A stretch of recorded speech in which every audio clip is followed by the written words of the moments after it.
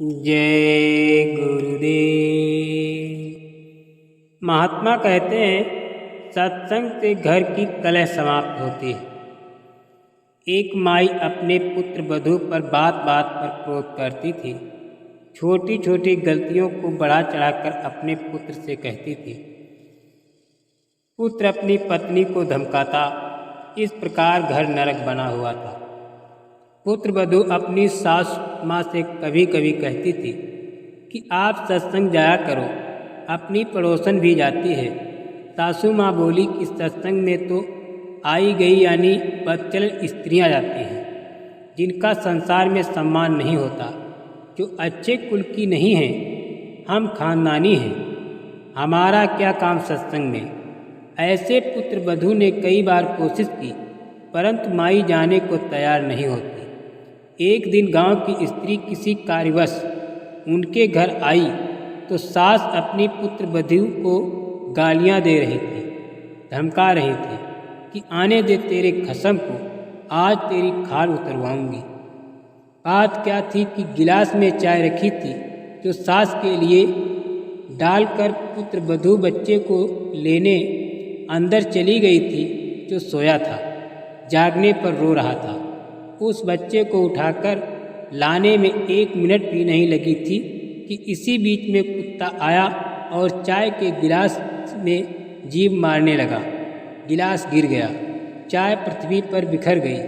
सासू माँ आंगन में उस गिलास से मात्र 20 फुट की दूरी पर चारपाई पर बैठी थी। हट्टी कट्टी थी, खेतों में सैर करके आती थी, परंतु काम के हाथ नहीं लगाती थी। इस बात पर कलह कर रही थी। गांव के दूसरे मोहल्ले से आई माई सत्संग में जाती थी। सब बात सुनकर उसने भतेरी यानी उस सास का नाम भतेरी था, भतेरी से कहा कि आप सत्संग में चला करो। उसका वही उत्तर था। उस सत्संग वाली भक्ति मत ने बहुत देर सत्संग में सुनी बातें बताई, परंतु भतेरी मानने को तैयार नहीं थी। भतेरी की दूसरी बहन उसी मोहल्ले में विवाह रखी थी, जिस पन्ने की वो सत्संग वाली माई जानकी थी। भतेरी भी बहन का नाम दया कौर था। जानकी ने जाकर दया कौर से बताया कि तेरी बहन भतेरी ने तो घर का नरक बना रखा है, बिना बात की लड़ाई करती है। मैं कल किसी कामवश गई थी, एक चाय का गिलास कुत्ते ने गिरा दिया, उसी का महाभारत बना रखा था। दया कौर भी जानकी के कहने से सत्संग सुनने नहीं गई थी और दीक्षा ले ली थी। जानकी ने कहा कि उसको जैसे के तैसे एक बार सत्संग में ले चल। जब तक संतों के विचार सुनने को नहीं मिलते तो व्यक्ति व्यर्थ ही टेंशन यानी चिंता स्वयं रखता है तथा घर के सदस्यों को भी चिंता में रखता है। दया कौर अगले दिन अपनी बहन के घर गई। किसी बहाने भतेरी को अपने घर ले गई। वहाँ से कोई अन्य औरतें सत्संग में जाने के लिए जानकी के घर के आगे खड़ी थी। वे दया कौर को सत्संग में चलने के लिए कहने उसके घर गईं। वहाँ उसकी बहन भतेरी को देखकर उसे भी कह सुनकर साथ ले गई। भतेरी ने जीवन में प्रथम बार सत्संग सुना। आश्रम में कैसे स्त्री पुरुष रहते हैं सब आँखों से देखा तो अच्छा लगा। जैसा आनप सानप सुना करती थी वैसा आश्रम में कहीं देखने को नहीं मिला। सत्संग में बताया गया कि कई व्यक्ति अपनी बहन, बेटियों, बहुओं तथा अन्य स्त्रियों को सत्संग नहीं भेजते और न स्वयं जाते। वे कहते हैं कि हमारे सत्संग में जाने से घर की इज्जत का नाश हो जाएगा, हमारी बहू बेटियां बदनाम हो जाएंगी। उनको विचार करना चाहिए कि सत्संग में न आने से परमात्मा के विधान का ज्ञान नहीं होता, कि भक्त न करने वाले स्त्री पुरुष अगले जीवन में महाकष्ट भोगते हैं। सूक्ष्म वेद में बताया है कि जो मनुष्य शरीर प्राप्त करके भक्ति नहीं करते उनको क्या हानि होती। कबीर हरि के नाम बिन नारी कुतिया होए, गली गली भौकत फिरे, टूक न डाले कोई। संत गरीबदास जी की वाणी से बीबी बीबी पर्दे रहे थी, डेटो लगती बाहर, अब गात उघाड़े फिरती बन कुतिया बाजार। बेपर्दे की सुंदरी सुनो संदेशा मोर, गात उघाड़े फिरत है करे सरायो शोर। नक बेसर नक पर बनी, पहरे थी हार हमेल, सुंदरी पे कुतिया बनी सुन साहेब प्रभु के। मनुष्य जीवन प्राणी यदि भक्ति नहीं करता तो वो मृत्यु के उपरांत पशु पक्षियों आदि की योनियों को प्राप्त करता है। परमात्मा के नाम जाप बिना स्त्री अगले जन्म में कुतिया का जीवन प्राप्त करती है।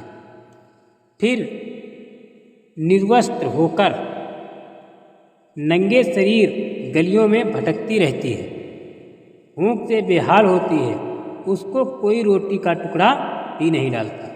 जिस समय वो आत्मा स्त्री रूप में किसी राजा राणा तथा उच्च अधिकारी की बीवी पत्नी बनी यानी पत्नी थी, वे उसके पूर्व जन्म के पुण्यों का फल था, जो कभी किसी जन्म में भक्ति धर्म आदि किया था। वो सर्वशक्ति भक्ति था, पूर्ण स्त्री रूप में प्राप्त कर लिए। वो आत्मा उच्च घरानों की बहु बेटियां थीं, तब पर्दों में रहती थीं, काजू किशमिश डालकर हलवा तथा खीर खाती थीं। उनका जूठा छोड़ा हुआ नौकरानियाँ खाती थीं।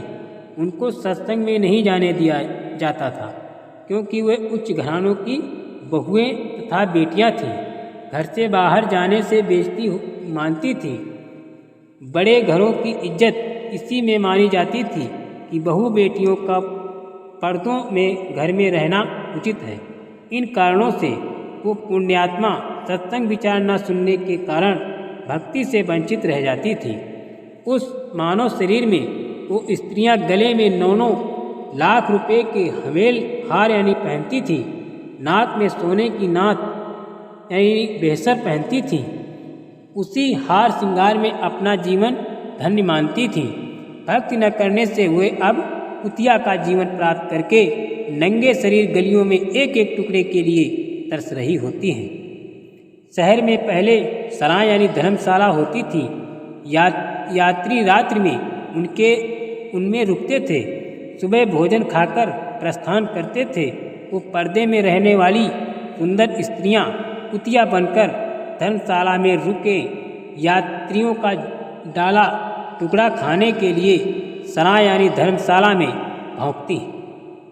रोटी का टुकड़ा धरती पर डाला जाता है, उसके साथ कुछ रेत मिट्टी भी चिपक जाती है। वो सुंदरी जो काजू किशमिश युक्त हलवा खीर खाती थी, भक्ति नहीं करती थी, उस रेत मिट्टी युक्त टुकड़े को खा रही। यदि मनुष्य शरीर रहते रहते पूरे संत के नाम लेकर भक्त कर लेती तो ये दिन नहीं देखने पड़ते। जय